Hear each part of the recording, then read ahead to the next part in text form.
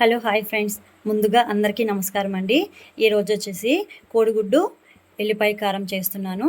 దీనికి వచ్చేసి నేనైతే ఒక డజన్ కోడిగుడ్డు అయితే తీసుకున్నానండి. అంటే కొంచెం ఎక్కువ మంది ఉన్నాం కాబట్టి ఇది ఇప్పుడైతే ఒక 10 మినిట్స్ బాయిల్ చేస్తున్నాను. ఇప్పుడు దీంట్లో కొంచెం సాల్ట్ యాడ్ చేస్తున్నానండి. ఇదిగోండి కోడిగుడ్లు అయితే ఉడుకుతున్నాయి కదా, ఈలోపు ఎల్లిపాయ కారం అయితే రెడీ చేసుకుందాము. ఒక స్పూన్ జీలకర్ర, అలానే కారం అండి 3 స్పూన్లు తీసుకున్నాను. ఎల్లిపాయలు చూస్తున్నారు కదా, పెద్దది ఒకటైతే వేసానండి. అలానే సాల్ట్ కూడా యాడ్ చేస్తున్నాను. నేనైతే ఎల్లిపాయకి పొట్టు తీయలేదండి, అలానే వేస్తే టేస్ట్ బాగుంటుందని అలానే వేసాను.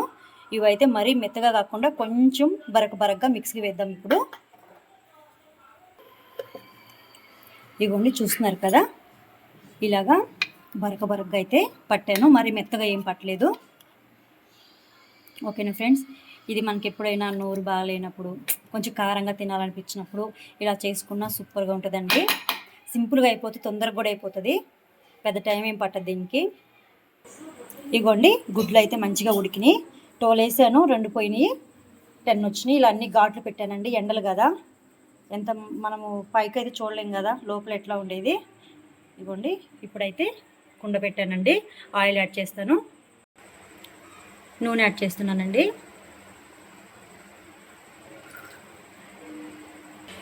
తాలింపు గింజలు యాడ్ చేస్తున్నానండి, అలానే ఎండుమిర్చి,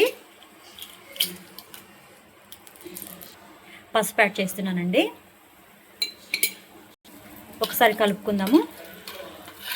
ఇవి కూడా అవైతే మంచిగా వేగినాయి. ఇప్పుడు సన్నగా తరిగిన ఆనియన్ యాడ్ చేద్దామండి. చూస్తున్నారు కదా, అదొక 3 ఆనియన్స్ అండి, సన్నగా తరిగాను.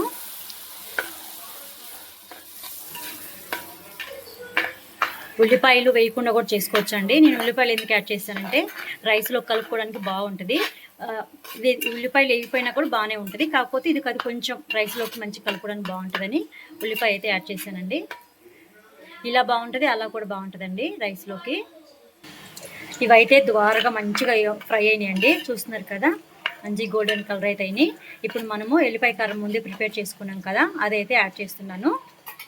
సరిపడా మన టేస్ట్ని బట్టి, మనం తినే కారాన్ని బట్టి.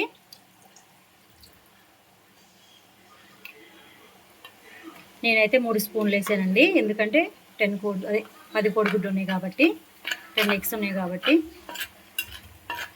మొత్తము ఆయిల్లో మంచిగా మగ్గాలండి కారం అంతా. కారం అయితే ఆయిల్లో మంచిగా ఫ్రై అయిందండి. ఇప్పుడు మనం కట్ చేసుకున్నాం కదా, ఆ ఎగ్స్ అయితే యాడ్ చేస్తున్నాను. ఆల్రెడీ సాల్ట్ మనం కారంలో యాడ్ చేసాము, సరిపోకపోతే చూసుకొని వేసుకుందామండి లాస్ట్లో. చూస్తున్నారు కదా ఎంత కలర్ఫుల్గా కనిపిస్తుందో, చాలా బాగుంటుందండి ఇలాగా.